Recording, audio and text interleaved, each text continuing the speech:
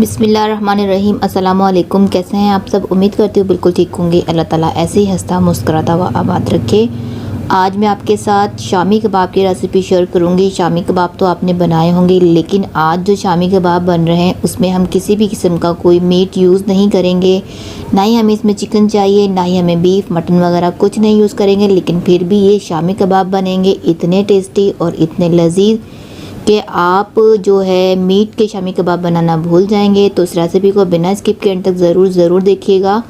तो देखिए यहाँ पर शुरू करते हैं। हमने यहाँ पर ले लिया है दाल है, ये मेरे पास 1 कप दाल है और इसको मैंने पूरी रात के लिए भिगो दिया था और अब मैंने इसको बॉईल कर लेना है।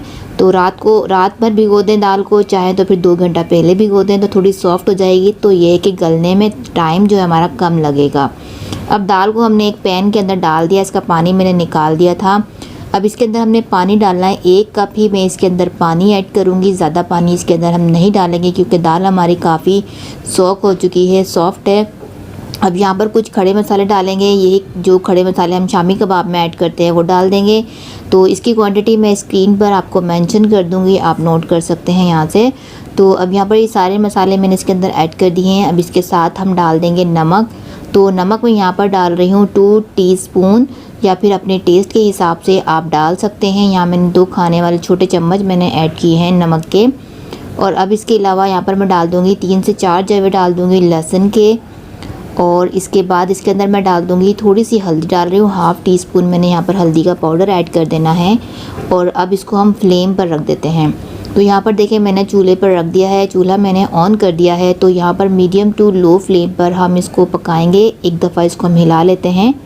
तो यहाँ पर मिक्स कर दिए हैं। अब इसको हम कवर लगाकर छोड़ देते हैं तकरीबन 15 मिनट के लिए। 15 मिनट के अंदर ये पानी जो है सारा इसके अंदर ड्राई हो जाएगा और दाल जो है हमारी काफ़ी अच्छे से सॉफ्ट हो जाएगी। अब यहाँ पर देखिए 15 मिनट के लिए मैंने इसको कवर लगा दिया था, तो ये बहुत ही अच्छे से कुक हो चुकी है।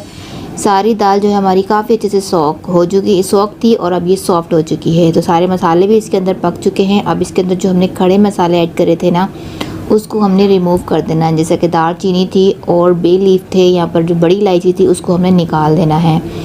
अब इसको हम किसी ग्राइंडर में चाहें तो आप चॉप कर सकते हैं। तो मैं यहाँ पर इस तरीके से इसको चॉप कर रही हूँ क्योंकि काफ़ी सॉफ्ट है हमारी दाल।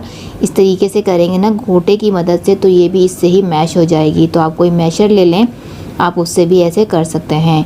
और अगर इस तरह नहीं करना चाह रहे हैं तो आप इसको चॉपर में डालकर भी मैश कर सकते हैं, लेकिन आपको इस तरीके से करना है तो ये गरम गरम ही आपको करना होगा, तो जल्दी से हो जाएगी। तो यहाँ पर ये देखें दाल हमारी काफ़ी अच्छे से मैश हो चुकी है, बिल्कुल भी नहीं है इसके अंदर दाल के दाने आपको नहीं दिख रहे हैं, बिल्कुल अच्छा सा ये पेस्ट बन चुका है। अब इसके अंदर हमने बाकी की चीज़ें ऐड कर देनी है। यहाँ पर ये मेरे पास बंद गोभी है। बंद गोभी को आप जितना चाहे बारीक काट सकते हैं, बारीक काटे, जितना बारीक काटेंगे उतना अच्छा रेशा बनेगा इसके अंदर। यहाँ पर छोटे साइज़ की मैंने गोभी ले ली थी और यहाँ पर एक मैंने प्याज ले ली थी, उसको भी मैंने बारीक काट लिया है। अब यहाँ पर 2 से 3 हरी मिर्चें चॉप कर ऐड कर देनी है। थोड़ा सा हरा धनिया और हरे पुदीने के पत्ते मैंने यहाँ पर चॉप कर दिए हैं, वो इसके अंदर ऐड कर देना है।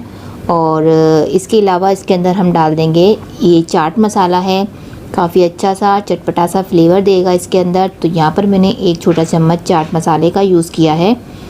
और इसके अलावा मैं यहाँ पर डाल रही हूँ साबुत धनिया है, उसको मैंने 1 टेबल स्पून ले लिया था और हाथों से इसको मैंने क्रश करके ऐड कर दिया। ये काफ़ी अच्छा लगता है शामी कबाब के अंदर। अब इसके अंदर मैंने डाल देना है 1 अंडा और इसको अच्छे से मिक्स कर लेना है। तो सारा ही प्रोसीजर जो है इसके अंदर हमने किया है, ये शामी कबाब वाला ही है, बस इसके अंदर हमने किसी किस्म का मीट का यूज़ नहीं किया है। तो इसी से ये बहुत ही टेस्टी से शामी कबाब हमारे बन के तैयार हो जाएंगे। तो आप देखें, अब इसको मिक्स करने के बाद इसकी हमने टिकिया सी बना लेनी है। इस तरह से इसकी टिकिया बना लेनी है, छोटी बड़ी आप अपने हिसाब से कर सकते हैं। तो मैं यहाँ पर मीडियम साइज़ की बना रही हूँ, तो इस तरीके से बनाते हुए पहले रख लूँगी। ये देखें 1 कप दाल के अंदर हमारे इतने ढेर सारे ये कबाब बन के रेडी हो जाएंगे। अब यहाँ मुझे जितने फ्राई करने में उतने फ्राई कर लूँगी, बाकी को मैं फ्रीज़ कर लूँगी। तो यहाँ पर देखें 1 अंडा मैं ले रही हूँ, चाहे तो आप बग़ैर अंडे के भी इसको फ्राई कर सकते हैं। तो मैं यहाँ पर ले रही हूँ 1 अंडा। अंडे से थोड़ा सा लुक जो आता है बहुत ही अच्छे से आ जाता है इसका। तो यहाँ पर 1 अंडा फेंट कर इसके अंदर हमने अंडे के अंदर डिप करते जाना है और इसको हमने फ्राई कर लेना है। तो शैलो फ्राई हम इसको यहाँ पर करेंगे। आप विदाउट अंडे के भी, क्योंकि इसके अंदर हमने अंडा डाला है, तो इसलिए अगर आप ऊपर अंडा नहीं लगाना चाह रहे हैं तो भी ये ऐसे ही भी फ्राई हो जाएंगे, क्योंकि इसके अंदर हमने अंडा ऐड किया है तो ये बिल्कुल भी बिखरेंगे नहीं, टूटेंगे नहीं। तो आराम से ये बगैर अंडे के भी फ्राई हो सकते हैं। तो यहाँ पर देखिए इसको मैंने इस तरीके से फ्राई कर लेना है। शैलो फ्राई करेंगे। जब एक साइड से अच्छे से डन हो जाएंगे तो साइड को चेंज करेंगे। लो फ्लेम पर हम इसको फ्राई नहीं करेंगे, मीडियम टू हाई फ्लेम रखेंगे इसका हम, ताकि अच्छे से ये थोड़े से हार्ड हो जाए। अगर लो फ्लेम पर हम करेंगे ना तो ये बहुत ज़्यादा सॉफ्ट हो जाएंगे और अच्छे से सिकेंगे नहीं। तो इसलिए मीडियम टू हाई फ्लेम पर इसको आप फ्राई कीजिएगा तो अच्छे से सिक भी जाएंगे। तो यहाँ पर देखिए सारे अच्छे से सिक चुके हैं, ये पक चुके हैं कबाब हमारे। अब इसको हमने निकाल देना अपने प्लेटर में।